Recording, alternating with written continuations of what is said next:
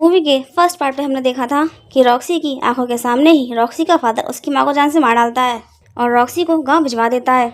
और फिर रॉक्सी को पता चलता है कि वो आर्मी के सेकंड मार्शल की फियांसे है।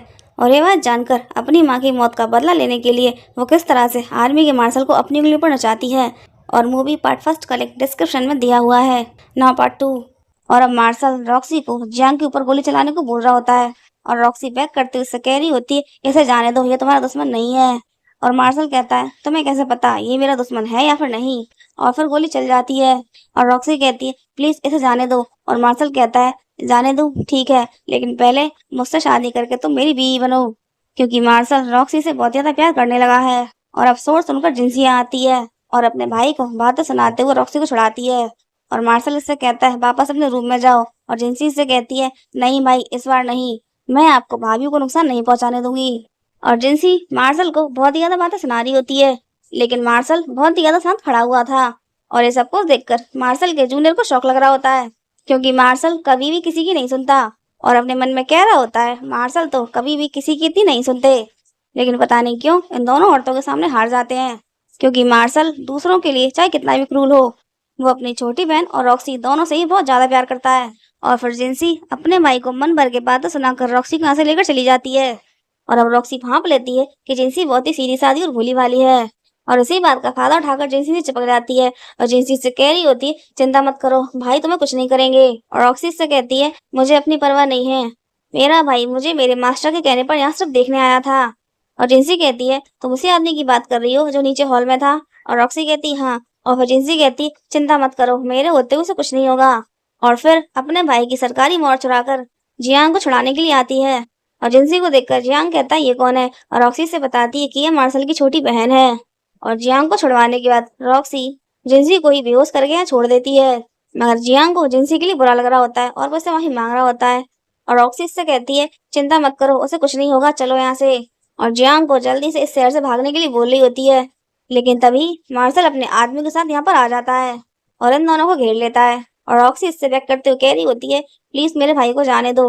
और मार्शल इससे कहता है, तुम्हें इस वक्त अपनी चिंता होनी चाहिए। और रॉक्सी इससे कहती है, वो मेरे मार्शल का इकलौता बेटा है, प्लीज उसे जाने दो। और मार्शल कहता है, ठीक है, लेकिन उसके बदले में तुम्हें अभी मेरी विमेन बनना होगा। और रॉक्सी जियांग की जान बचाने के लिए अपने कपड़ों को अनबटन करने लगती है। और ये देखकर मार्शल अंदर से बहुत ज्यादा हर्ट हो जाता है और अपने मन में कह रहा होता है, ये आदमी तुम्हारे लिए इतना इम्पोर्टेंट है कि उसके लिए तुम्हें अपनी इज्जत की भी कोई परवाह नहीं। और फिर रॉक्सी को कपड़े उतारने से रोक देता है और कहता है, सभी लोग अभी वापस गवर्नर ऑफिस जाएंगे। और रॉक्सी मुस्कुराते हुए अपने मन में कह रही होती है, सच में इसे बेवकूफ बनाना कितना आसान है। और अब मार्शल रॉक्सी को ले आता है और रॉक्सी इससे कह रही होती है, मुझे छोड़ दो, मुझे जाने दो। और मार्शल इससे कहता है, अब तो तुम ये सोचो कि तुम जिंसी को क्या सफाई दोगी। और अब रॉक्सी अपने मन में कह रही होती है, जिंसी ने मुझे कितने अच्छे तरीके से ट्रीट किया और मैंने मजबूरी की वजह से उसको धोखा दिया, अब मैं क्या करूं। और अब रॉक्सी को फिर से खुरापात सूझती है। जिंसी के आने से पहले ही वो अपने फिंगर को काटकर उसका ब्लड बेड में लगा देती है और बेचारी बनकर बेड के ऊपर बैठे आती है। और जिंसी यहाँ पर बहुत ही ज्यादा गुस्से में रॉक्सी से सवाल करने के लिए आई थी, लेकिन ये यहाँ रॉक्सी को रोता हुआ देखती है और अपना गुस्सा भूलकर उससे कह रही होती है, क्या हुआ। और रॉक्सी जिंसी से झूठ बोल देती है कि मार्शल ने उसके साथ जबरदस्ती की। और रॉक्सी की ऐसी बातों से जिंसी फिर से पिघल जाती है और इसकी बातों में आ जाती है। और फिर मार्शल यहाँ आता है और मार्शल को देखकर जिंसी से बातें सुनाने लगती है कि आखिर आप एक जिम्मेदार इंसान होकर किसी लड़की के साथ ऐसा कैसे कर सकते हैं, भले ही वो आपकी फैंसे क्यों ना हो, अभी आप दोनों की शादी नहीं हुई है। और अपनी बहन की बातों से फ्रस्ट्रेट होकर मार्शल रॉक्सी से कहता है, तुमने इसे फिर से बेवकूफ बना दिया। और जैसे ही मार्शल अपना एक कदम इन दोनों की तरफ बढ़ाता है, जिंसी इसके ऊपर फट जाती है। मैं आपको वार्न कर रही हूँ, जो अब आपने इसको हाथ भी लगाया। और फिर रॉक्सी को ऐसे ले जाती है और ये सब कुछ देखकर मार्शल का जूनियर परेशान होकर मार्शल से कह रहा होता है, मैडम आपको इतना ज्यादा परेशान कर रही हैं, फिर भी आपको उनके ऊपर गुस्सा नहीं आ रहा।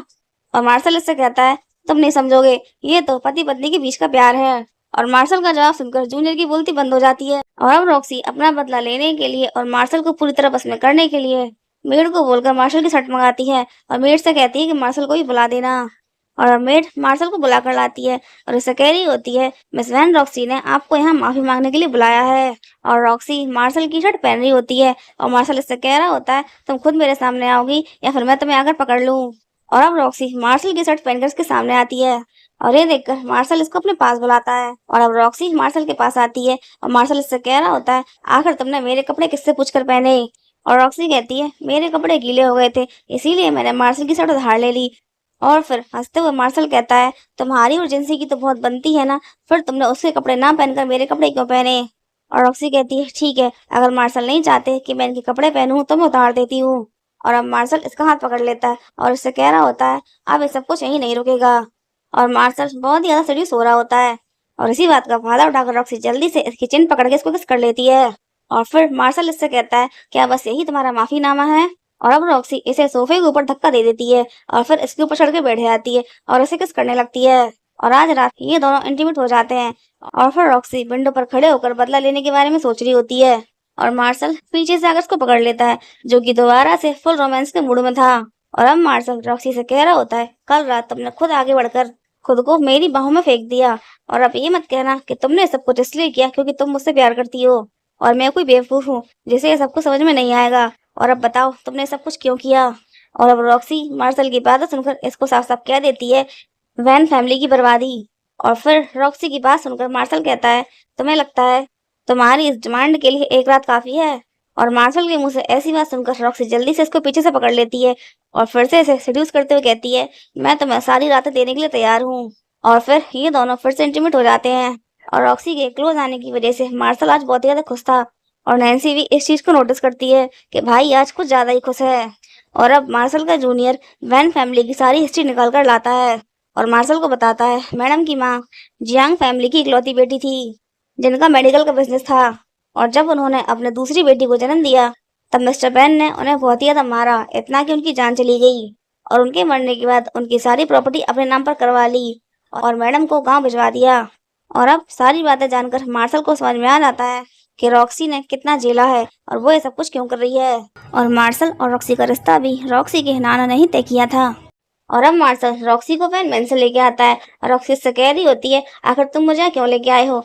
और फिर मार्शल रॉक्सी को वैन मैंसन के पेपर्स देता है और उससे कहता है ये घर उसके हकदार के पास वापस आ चुका है।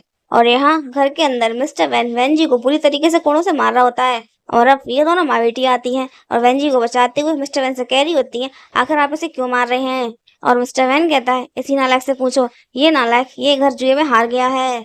और फिर वेंसिया कहती है हम पहले पता कर लेते हैं कि आखिर इसने ये घर किसको हारा है और फिर हम उसके पास जाकर उससे बात करके उससे अपना घर वापस ले लेंगे। और अब यहाँ रॉक्सी आती है और पेपर्स दिखाते हुए इन लोगों से कह रही होती है क्या तुम लोग हमें ही ढूंढने की बात कर रहे हो। और रॉक्सी और मार्शल को एक साथ देखकर वेंजी इनसे गाली देते हुए कहता है तुम दोनों ने मिलकर मेरे खिलाफ प्लॉटिंग की। और रॉक्सी को मारने के लिए आगे बढ़ता है लेकिन रॉक्सी इसको पकड़ के स्मेक लगा देती है। और मिस्टर बेन बहुत ही ज्यादा भड़कते हुए रॉक्सी से कह रहा होता है एहसान फरामोश लड़की, मैंने तुझे जन्म दिया और तूने अपने ही बाप को धोखा दिया। और रॉक्सी के ऊपर हाथ उठा देता है मगर अब रॉक्सी इसका हाथ पकड़ लेती है और उससे कह रही होती है एहसान फरामोश, ये सवाल तुम अपने आप से करो कि एहसान फरामोश कौन है। मिस्टर वैन मेरे नाना जी ने तुम पर आंख बंद करके भरोसा किया लेकिन तुमने उनके और मेरी माँ के भोलेपन का फायदा उठाकर सारी प्रॉपर्टी उनसे हत्या ली और फिर सिर्फ लड़का ना होने की वजह से मेरी माँ को मार मार के जान से मार डाला। और आज मैं तुम्हारे संग भी यही करूंगी। और घबराते हुए मिस्टर वैन कहता है तुम क्या करने वाली हो। और रॉक्सी कहती है तुम्हारे जैसा इंसानी जानवर इस दुनिया में रहने लायक नहीं है। और मिस्टर वैन के ऊपर बंदूक तान देती है और रॉक्सी का ये रूप देखकर मिस्टर वैन सदमे में आ जाता है और रॉक्सी से कह रहा होता है मैं तुम्हारा बायोलॉजिकल फादर हूँ। और फिर मार्शल रॉक्सी को बंदूक चलाने से रोक देता है और इसे कह रहा होता है ये बिल्कुल सच कह रहे हैं, ये तुम्हारे फादर हैं। और मार्शल की बात सुनकर मिस्टर वैन को लगता है कि मार्शल इन लोगों को बचा लेगा और फिर अपने पूरे परिवार को घुटनों पर बैठने के लिए बोल रहा होता है। और फिर मार्शल इन लोगों से कहता है मैंने ये कब कहा कि मैंने तुम लोगों को माफ कर दिया। तुम 4 लोग हो और तुम 4 लोगों में से कोई एक इंसान ही जिंदा रह सकता है। और इतना बोलकर बंदूक इन लोगों की तरफ फेंक देता है और अब ये चारों लोग बंदूक की तरफ देख रहे होते हैं और फिर बंदूक को उठाने के लिए जल्दी से झपट जाते हैं और बंदूक वेंजी के हाथ लग जाती है और बंदूक हाथ में लेकर कह रहा होता है केवल मैं ही अकेला जिंदा रहूंगा। और फिर मिस्टर वेंजी के हाथ से बंदूक छुड़ाने लगते हैं मगर वेंजी अपने फादर के ऊपर ही गोली चला देता है और फिर एक एक करके अपनी माँ और बहन को भी मार डालता है और अपने पूरे परिवार को मारने के बाद खुद पर प्राउड फील करते हुए ऐसे जा रहा होता है। मगर फिर मार्शल रॉक्सी का हाथ पकड़ के इसके ऊपर बंदूक चला देता है और गोली लगने के बाद वेंजी कह रहा होता है तुम लोगों ने धोखा दिया। और मार्शल कहता है धोखेबाजों के संग धोखा ही होता है। और अब रॉक्सी ने इन लोगों से अपना बदला ले लिया था और फिर इमोशनल होते हुए हंटर को हाथ में लेकर कह रही होती है माँ आंटी आज मैंने आप लोगों का बदला ले लिया। और अब यहाँ माजी माँ आती है और यहाँ की हालत देखकर हंसते हुए कहने लगती है बेटी आज मैंने तुम्हारा बदला ले लिया और अब मैं तुम्हारे पास आ रही हूँ। और खुद को खत्म करने के लिए खुद को चाकू मारने वाली थी, लेकिन तभी मार्शल इनके हाथ के ऊपर बंदूक चला देता है और चाकू इनके हाथ से छूट जाता है। और फिर रॉक्सी ने संभालनी होती है और माजी माँ रॉक्सी से कह रही होती है, अपनी बेटी के बिना मैं जीकर क्या करूंगी। और फिर रॉक्सी माजी माँ के हाथ में अपनी माँ वाला जेट पेंडेंट रखते हुए इनसे कह रही होती है, आपने आज तक बहुत कष्ट झेले हैं, बहुत ही कठिन जीवन जिया है और अपनी बेटी की मौत का बदला लिया है, लेकिन अब से आपको आपके लिए जीना है और इस जेट पेंडेंट को बेचकर आपको अच्छे खासे पैसे मिल जाएंगे और फिर आप अपना खुद का कोई काम शुरू करना और अपनी मरी हुई बेटी की खुशी के लिए एक अच्छी जिंदगी जीना। और अब रॉक्सी को अपनी माँ की बातें याद आ रही होती है, क्योंकि ये जेट पेंडेंट रॉक्सी की नानी ने रॉक्सी की माँ को दिया था और रॉक्सी ने अपनी माँ से कहा था, माँ ये नेकलेस आपको नानी ने दिया था, फिर आपने इन्हें क्यों दे दिया। और माँ ने रॉक्सी से कहा था, इस दुनिया में इंसानियत से बढ़कर कुछ नहीं है। और अब रॉक्सी घर के बाहर आती है जहाँ मार्शल खड़ा हुआ था और रॉक्सी इसे इग्नोर करते हुए कार का दरवाजा खोलने लगती है। और फिर मार्शल इससे कहता है, मैंने किसी की इतनी हेल्प की, लेकिन बदले में सामने वाले ने मुझे थैंक यू भी नहीं कहा। और फिर रॉक्सी से कहती थैंक यू और ये कहता है, इतना रूखा सूखा थैंक यू। और फिर रॉक्सी इसके पास आकर इसे किस करते हुए कहती है, इतना काफी है। और मार्शल कहता है, बिल्कुल भी नहीं। और फिर रॉक्सी को पकड़ के इसे किस करने लगता है। किस करने के बाद इससे कह रहा होता है, क्या मैडम की और भी दुश्मन है। और रॉक्सी कहती है, तुम ये क्यों पूछ रहे हो। और फिर मार्शल कहता है, जिससे कि मैडम मुझे फिर से सीड्यूस करें और मैं उनके सारे दुश्मनों को जान से मार डालूं। और मार्शल के मुंह से ऐसी बातें सुनकर रॉक्सी मुस्कुराते हुए इसकी गर्दन को सहलाते हुए ऐसे सीड्यूस करने लगती है। और फिर मार्शल इससे कहता है, आगे का कार्यक्रम हम घर चलकर करेंगे। और रॉक्सी मन में कहती है, ये आखिरी बार होगा। और अब रॉक्सी सगाई को तोड़ने का लेटर लिख रही होती है, तभी जियांग किसी काम से आता है और वो उस लेटर को देख लेता है और ये देखकर रॉक्सी से कहने लगता है, क्या तुम सच में सगाई तोड़ना चाहती हो। और रॉक्सी कहती है, हाँ बिल्कुल। और रॉक्सी की बात सुनकर जियांग इसे समझाता है, रॉक्सी मैं भी एक आदमी हूँ, इस हिसाब से आप देख सकता हूँ कि मार्शल तुमसे कितना ज्यादा प्यार करता है, कितना ज्यादा ऑब्सेस्ड है तुम्हारे लिए, और मुझे पता है तुम भी उसे पसंद करती हो। और जियांग की बात सुनकर रॉक्सी कहती है, तो क्या, वो एक आर्मी का मार्शल है और मैं एक डॉक्टर जिसका काम लोगों की जान बचाना है। हम दोनों की दुनिया बिल्कुल अलग है, हम एक नहीं हो सकते। और अब तुम इस बारे में ज्यादा मत सोचो। और अब मार्शल रॉक्सी को शादी के लिए प्रपोज करने के लिए डायमंड की कस्टमाइज रिंग लेके आता है और रॉक्सी से कहती है, मैंने तुमसे ना जाने कितनी बार झूठ बोला, तो फिर भी तुम मुझसे प्यार क्यों करते हो। और मार्शल इससे कहता है, तुमने मुझे धोखा दिया क्योंकि मैंने तुम्हें देने दिया, चलो अब हम शादी कर लेते हैं। और फिर रॉक्सी से कहती है, तुमने शादी के लिए कौन सा दिन डिसाइड किया है। और मार्शल कहता है, अगले महीने की 8 तारीख मैं तुम्हें एक बहुत ही बड़ी और लग्जरी वेडिंग दूंगा। और फिर रॉक्सी को रिंग पहना रहा होता है, लेकिन रॉक्सी रिंग नहीं पहनती और मार्शल को टालने के लिए बोल देती है, तुमने शादी का दिन डिसाइड कर लिया, लेकिन अभी तक मेरी वेडिंग ड्रेस डिसाइड नहीं हुई है। और रॉक्सी की बात मानकर मार्शल कहता है, ठीक है, तुम्हारे लिए वेडिंग ड्रेस में खुद चूज करूंगा।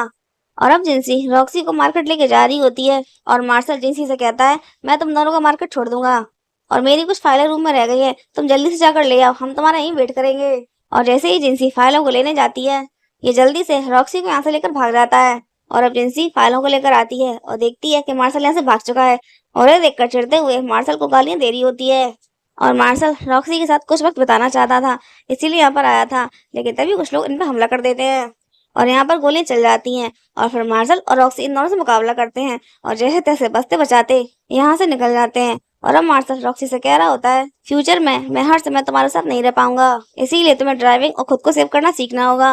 और अब रॉक्सी सगाई को तोड़ने का लेटर लेकर बैठी होती है और कार में कही हुई मार्शल की बातों के बारे में सोच रही होती है, तभी मार्शल यहाँ आ जाता है और मार्शल ने रॉक्सी के लिए एक नई कार खरीदी है और इसे कह रहा होता है, शादी से पहले मैं तुम्हें एक परफेक्ट ड्राइवर बना दूंगा। और अब रॉक्सी के यहाँ से सगाई को तोड़ने का लेटर छूट के नीचे गिर जाता है और अब मार्शल के हाथ ये लेटर लग जाता है और इसमें जो कुछ भी लिखा था वो मार्शल पढ़ लेता है। और अभी तक मार्शल जितना ज्यादा खुश था, लेटर को पढ़ने के बाद उतना ही ज्यादा शौक हो जाता है और रॉक्सी से कहता है, तुम सगाई तोड़ना चाहती हो। और रॉक्सी कह देती है, हाँ। और फिर मार्शल कहता है, क्यों, हमारे बीच तय हुआ था ना, मैं तुम्हारी हेल्प करूंगा बदला लेने में और तुम मेरी बीवी बनोगी। और फिर रॉक्सी इसे भी वही बातें बोल देती है जो उसने जियांग से कही थी। और मार्शल रॉक्सी से कहता है, इसका मतलब तुमने मुझसे शादी करने के बारे में कभी सोचा ही नहीं। और रॉक्सी रूड होते हुए बोल देती है, हाँ। और रॉक्सी की बातें सुनकर बहुत ही ज्यादा हर्ट होते हुए मार्शल कहता है, क्या तुम कभी भी मेरे लिए जरा सी भी सिंसियर नहीं थी, क्या रत्ती भर भी तुम्हें मुझसे प्यार नहीं हुआ। और रॉक्सी कहती है, नहीं सॉरी, मैंने सब कुछ सिर्फ बदला लेने के लिए किया। और अब रॉक्सी की ऐसी बातें सुनकर मार्शल को गुस्सा आ जाता है और रॉक्सी को कस के पकड़ते हुए इससे कह रहा होता है, तुम मुझे बेवकूफ बनाती नहीं, स्टेप बाय स्टेप तुमने सब कुछ प्लान किया। मिस वैन रॉक्सी, अभी तुम्हें पता नहीं है, जो लोग भी मार्शल से झूठ बोलते हैं, उसे धोखा देने की हिम्मत करते हैं, मार्शल उनके संग क्या करता है। और अब रॉक्सी अपनी आंखें बंद कर लेती है और मार्शल को शूट करने के लिए बोल रही होती है, लेकिन मार्शल रॉक्सी से बहुत ज्यादा प्यार करता है, इसीलिए इसको शूट नहीं कर पाता और अब इसे यहाँ से भागने के लिए बोल रहा होता है। और रॉक्सी जल्दी से उठकर यहाँ से भाग जाती है और जाने से पहले इससे कहती है, तुम जब भी जंग के मैदान से लौटो हमेशा जीत कर ही लौटना, और इतना बोलकर भाग जाती है। और अब मार्शल रॉक्सी के गम में और उसके धोखा देने की वजह से शराब में डूब जाता है और इसका जूनियर इसको और ज्यादा शराब पीने के लिए मना कर रहा होता है, लेकिन मार्शल नहीं मानता। और अब यहाँ जिंसी और जियांग आते हैं और जियांग को देखकर मार्शल कह रहा होता है, तुम यहाँ मेरा मजाक बनता हुआ देखने आए हो। और जियांग इससे कहता है, तुम जैसा मिलिट्री का आदमी जो एक पूरी आर्मी फोर्स से अकेले लड़ सकता है, वो एक औरत से फाइट नहीं कर पाया। और जियांग की बातें सुनकर मार्शल कहता है, अब तुम मुझे सिखाओगे मुझे क्या करना चाहिए। और अब जिंसी मार्शल को एक बॉक्स देती है जिसके अंदर कुछ लेटर्स थे जो कि रॉक्सी ने लिखे थे। और अब मार्शल एक एक करके इन लेटर्स को पढ़ रहा होता है और इन लेटर्स में रॉक्सी ने मार्शल के लिए एक सुखी जीवन की इच्छाएं लिखी होती हैं, क्योंकि रॉक्सी भी मार्शल से बहुत ज्यादा प्यार करने लगी थी। और अब जियांग मार्शल को बताता है, रॉक्सी के मन में ये डर था कि तुम एक यंग मार्शल हो जिसकी वजह से फ्यूचर में तुम्हारी बहुत सारी बीवियां और रखेले होंगी, और यही सोचकर वो तुम्हें छोड़कर चली गई। और जियांग के मुंह से ये सारी बातें सुनकर मार्शल कह रहा होता है, तुमने सब कुछ खुद ही तय कर लिया, एक बार भी मुझ पर भरोसा करके मुझसे खुलकर बात करना पसंद नहीं किया। और गांव में रॉक्सी के क्लिनिक के बाहर बहुत सारी भीड़ जमा होती है और एक आदमी कह रहा होता है, अगर यहाँ इतनी सारी भीड़ क्यों है। और दूसरा आदमी कहता है, क्योंकि यहाँ पर एक नई लेडी डॉक्टर आई है जो कि बहुत ज्यादा खूबसूरत है। और मार्शल भी यहाँ पर आ गया था और इन लोगों की बातें सुन रहा होता है और मार्शल देखता है क्लिनिक के अंदर एक पेशेंट रॉक्सी से इलाज के बहाने फ्लर्ट कर रहा होता है। और ये देखकर मार्शल गुस्से में अपनी गन निकालने लगता है, लेकिन इसका जूनियर इसको रोक देता है और उससे कह रहा होता है, ये मैडम का वर्क प्लेस है और मैडम एक डॉक्टर है, आप ऐसा नहीं कर सकते। और मार्शल कहता है, नई डॉक्टर से मैं भी मिलना चाहता हूँ, और क्लिनिक के अंदर आकर अपनी गन निकालकर टेबल पर रख देता है। और ये देखकर पेशेंट कहता है, तुम ये क्या कर रहे हो, डॉक्टर अभी मेरा इलाज कर रही है। और मार्शल का जूनियर कहता है, जवान संभाल कर बात करो, ये आर्मी के सेकंड मार्शल हैं। और रॉक्सी मार्शल से कहती है, आखिर तुम यहाँ प्रॉब्लम क्रिएट करने क्यों आए हो। और वहाँ खड़े बाकी पेशेंट कुछ बोलते उससे पहले ही मार्शल टेबल पर सोने से भरा बॉक्स रखवा देता है और सब लोगों से कह देता है, इसमें से सोना ले जाओ और अपना इलाज कहीं और करवा लेना। और फिर भागकर सारे लोग सोना उठाने लगते हैं। और मार्शल की हरकत से इरिटेट होकर रॉक्सी से कह रही होती है, तुम्हारे और मेरे भी सब कुछ पहले ही खत्म हो गया था, तो फिर तुम यहाँ क्यों आए हो। और मार्शल ऐसे कहता है, जो कुछ भी हुआ तुम्हारी मर्जी से हुआ, लेकिन अब मेरी मर्जी से होगा, हम फिर से मिलेंगे डॉक्टर। और अब रॉक्सी रात में अपना सारा सामान समेट कर यहाँ से भाग रही होती है और इसका मास्टर और इसकी बीवी से रोक रहे होते हैं, लेकिन तभी सामने से मार्शल बीमार होकर आ जाता है और घर की देरी पर गिर पड़ता है। और ये देखकर रॉक्सी का मास्टर जल्दी से भागकर मार्शल को चेक करने लगता है और चेक करके कहता है, इसका तो पूरा शरीर ठंडा हो गया है, हमें इसका इलाज जल्दी करना होगा वरना कुछ भी हो सकता है। और रॉक्सी कहती है, मास्टर ऐसे कुछ नहीं हुआ, ये दिखावा कर रहा है। और मास्टर से डांटते हुए कहता है, अब तुम मुझे सिखाओगी, मत भूलो मैं तुम्हारा मास्टर हूँ। और फिर मार्शल को रॉक्सी के ऊपर पटक देता है इसका इलाज करने के लिए। और मार्शल का जूनियर मुस्कुराते हुए मन में कह रहा होता है, मार्शल का ये प्लान काम कर जाएगा, क्योंकि मार्शल ने जानबूझकर अपने ऊपर बर्फ और ठंडा पानी डलवा डलवा कर अपनी तबीयत खराब करी थी। और अब रॉक्सी मार्शल को रूम के अंदर ले आती है और लाकर से पटक देती है और इससे कह रही होती है, अब ड्रामा करना बंद करो। लेकिन मार्शल नहीं उठता और फिर रॉक्सी इसको चेक करने लगती है और ऐसे समझ में आता है कि इसकी तबीयत सच में खराब है। और अब मार्शल से कह रही होती है, चलो खड़े हो जाओ। और बच्चा बनते हुए मार्शल कहता है, नहीं मुझे ऐसे ही पड़े रहने दो, मुझे खड़ा नहीं होना। और फिर रॉक्सी से कहती है, खड़े हो जाओ, खड़े होने में मैं तुम्हारी हेल्प करूंगी। और ये सुनकर ये खड़ा हो जाता है और बहुत ही ज्यादा खुश होता है। और अब रॉक्सी से चिपक कर इससे कह रहा होता है, मेरी तबीयत खराब है, प्लीज मुझे आके पंचर दो ना। और रॉक्सी से कहती है, उसकी जरूरत नहीं है। और मार्शल कहता है, ऐसे कैसे, तो फिर मैं ठीक कैसे होऊंगा। और अब मार्शल का जूनियर इसके लिए काढ़ा लेके आता है और खुद ही मार्शल को बुलाने लगता है और मार्शल इसको आके दिखा रहा होता है और ये मार्शल का सारा समझ जाता है। और फिर ये रॉक्सी से कह रहा होता है, मुझे कुछ जरूरी काम है, इसीलिए आप ये दवाई न पिला देना। और अब रॉक्सी मार्शल को दवा पिला रही होती है, लेकिन मार्शल फिर से बच्चों की तरह ड्रामा करने लगता है और रॉक्सी से कह रहा होता है, नहीं मुझे दवा नहीं पीनी, क्योंकि अगर मैं ठीक हो गया तो तुम फिर से मुझे इग्नोर करने लगोगी। और रॉक्सी से कहती है, ठीक है मत पियो, तुम्हारी मर्जी। और दवा रखकर ऐसे जाने लगती है और रॉक्सी को जाता देख ये कहने लगता है, अगर रात में मेरा बुखार और भी ज्यादा बढ़ गया तो। और रॉक्सी से कहती है, चिंता मत करो, तुम मरोगे नहीं। और मार्शल कहता है, यदि अगर मैं सच में मर गया तो तुम्हें रिग्रेट नहीं होगा। और अब मार्शल की बातें सुनकर फ्रस्ट्रेट होकर रॉक्सी के पास जाती है और उससे कह रही होती है, आखिर तुम चाहते क्या हो। और मार्शल कहता है, मैं बस इतना चाहता हूँ, तुम थोड़ी देर मेरे पास बैठ जाओ। और अब मार्शल की बातों से हार कर रॉक्सी के पास बैठ जाती है और अब मार्शल रॉक्सी के लिए रॉक्सी के फेवरेट नूडल बनाता है। और मार्शल ने माजी माँ से मिलकर पहले ही रॉक्सी की पसंद के खाने का पता कर लिया था। लेकिन रॉक्सी फिर से मार्शल के साथ नूड वेव कर रही होती है, लेकिन फिर से इसका मास्टर इसको डांट देता है। और अब रॉक्सी नूडल्स खा रही होती है और जैसे ही नूडल्स का एक बाइट लेती है, इसे इसकी माँ की याद आ जाती है, क्योंकि इसकी माँ भी सेम ऐसे ही स्वाद के नूडल बनाया करती थी। और अब मार्शल फिर से रॉक्सी को शादी के लिए प्रपोज करता है और ये देखकर रॉक्सी के मास्टर की वाइफ भड़क जाती है और मार्शल से कह रही होती है, नहीं, तुम पहले ही 2 शादियां कर चुके हो और अपनी दोनों ही बीवियों को मार चुके हो। और उनकी बातें सुनकर मार्शल का जूनियर कहने लगता है, ये सब कुछ झूठ है। मार्शल तो काफी सालों तक आर्मी कैंप में ही रहे और आज तक इनकी एक भी शादी नहीं हुई है। और फिर मार्शल कहता है, मेरी जिंदगी में सिर्फ और सिर्फ रॉक्सी है, रॉक्सी थी, रॉक्सी है और रॉक्सी ही रहेगी। और मार्शल के मुंह से ऐसी बातें सुनकर मास्टर और मास्टर की वाइफ दोनों खुश हो जाते हैं। और अब रॉक्सी इरिटेट होकर मार्शल से कह रही होती है, तुम मिलिट्री में सेकंड मार्शल हो और साथ में बहुत ही ज्यादा हैंडसम और रिच भी, तुम्हें तो तुम्हारे लेवल की कोई भी लड़की मिल जाएगी, फिर मैं ही क्यों। और अब रॉक्सी की बातें सुनकर मार्शल को भी थोड़ा गुस्सा आ जाता है और अब ये रॉक्सी से कह रहा होता है कि मैं मिलिट्री में सेकंड मार्शल हूँ, लेकिन उसके साथ में मैं एक इंसान भी हूँ जो एक लड़की से प्यार करता है और उसके साथ रहना चाहता है, तो इसमें गलती क्या है। रॉक्सी, मैं जानता हूँ तुम्हारे मन में क्या चल रहा है। और जब सोल्जर्स अपने देश की रक्षा के लिए दूसरे देश से लड़ते हैं, तब काफी सारे सोल्जर्स घायल भी हो जाते हैं और उन्हें एक डॉक्टर की जरूरत होती है। तब तुम मेरे साथ आर्मी कैंप में रहकर उनकी हेल्प कर सकती हो। हमारे घायल सोल्जर्स को तुम्हारी जरूरत है और मुझे भी तुम्हारी जरूरत है। और अब यहाँ मार्शल का एक आदमी आता है और मार्शल को बताता है, आपके घर में प्रॉब्लम हो गई है। और यह सुनकर मार्शल ऐसे जाने लगता है, लेकिन रॉक्सी इसको पकड़ लेती है और ऐसा कहती है, मैं भी तुम्हारे साथ चलूंगी। और यहाँ जिंसी की माँ जिंसी को बहुत ज्यादा मार रही होती है, क्योंकि जिंसी शादी से पहले ही प्रेग्नेंट हो गई है।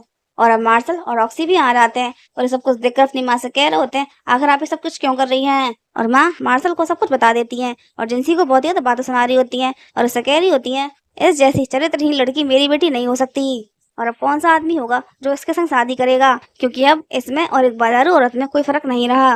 और अपनी माँ की ऐसी बातें सुनकर मार्शल को बहुत ही ज्यादा गुस्सा आ जाता है और अपनी माँ के ऊपर भड़कते हुए मार्शल इनसे कह रहा होता है, एक लड़की की प्योरिटी उसके कपड़ों के अंदर नहीं होती। और जब आपके और फादर की शादी हुई थी, तो क्या उससे पहले फादर के किसी और के संग संबंध नहीं थे। और माँ कहती है, अगर संबंध थे भी तो वो एक आदमी है। और मार्शल कहता है, ये कहाँ का नियम है कि एक आदमी 3-4 शादियां कर सकता है, 3-4 अकेला रख सकता है और एक लड़की अपनी मर्जी से सांस भी नहीं ले सकती।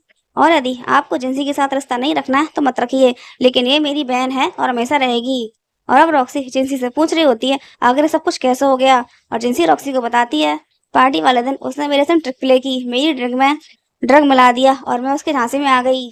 और रॉक्सी इसको समझाती है, अगर तुम्हारे संग किसी ने कुछ गलत किया था तो तुम्हें पलटकर उससे फाइट करनी चाहिए थी, ना कि इस तरह चुपचाप बैठना चाहिए था। और यही वो इंसान है जिसने जिंसी के साथ गलत काम किया और आज इसने जिंसी को यहाँ मिलने के लिए बुलाया था, लेकिन जिंसी अभी तक नहीं आई थी और इसीलिए ये जिंसी को एक लेटर भिजवा देता है। और जिंसी खुद को फांसी लगाकर खत्म करने की कोशिश कर रही थी, लेकिन तभी रॉक्सी इसको देख लेती है और रॉक्सी के साथ में जियांग भी होता है और ये दोनों इसे ऐसा करने से रोकते हैं। और रो रोकर जिनसी कह रही होती है, मुझे मर जाने दो, आखिर अब मेरे जैसी लड़की को कौन अपनाएगा।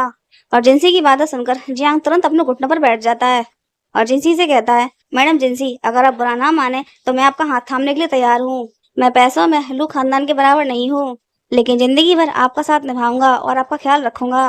और जियांग की बातें सुनकर जिनसी इन दोनों को वही लेटर दिखाती है और लेटर देखकर रॉक्सी जिंसी से कहती है, चिंता मत करो, तुम्हारी जगह मैं जाऊंगी। और अब रॉक्सी इस आदमी से मिलने आती है, लेकिन अभी इस आदमी ने रॉक्सी का चेहरा नहीं देखा। इसको लगता है कि पीछे जिंसी खड़ी है और इस आदमी ने जिंसी की बहुत सारी गंदी फोटो खींच ली होती हैं और इन्हीं फोटोज का सहारा लेकर जिंसी को ब्लैकमेल कर रहा होता है।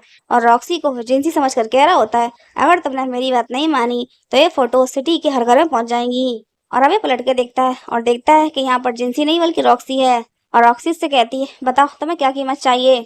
और ये ताली बजाते हुए कहने लगता है, सच में तुम दोनों में बहुत ही ज्यादा प्यार है और तुम में बहुत ही ज्यादा हिम्मत, जो अकेली यहाँ पर चली आई। और कैसा रहेगा अगर मैं जिंसी की जगह तुम्हें रिप्लेस कर दूँ। और अब रॉक्सी इसका गला पकड़ के इसे किनारे से लगा देती है और इसमें बंदूक तान देती है और ये रॉक्सी से कहता है, अगर मेरी जान चली गई तो ये फोटो कल सुबह सिटी का हर एक आदमी देख लेगा। और रॉक्सी कहती है, इन फोटोज को कोई देखे या ना देखे, लेकिन कल सुबह तुम्हारे शरीर के छोटे छोटे टुकड़े कुत्ते जरूर खा रहे होंगे। और अब ये रॉक्सी को पकड़ लेता है और इससे कह रहा होता है, तुम्हें क्या लगता है, क्या मैं मार्शल से किसी भी चीज में कम हूँ? मैंने तो उसकी बहन को ही प्रेग्नेंट कर दिया और तुम मुझे इतना ज्यादा वीक समझ रही हो कि मेरे ही घर में आकर मुझे जान से मार सकती हो।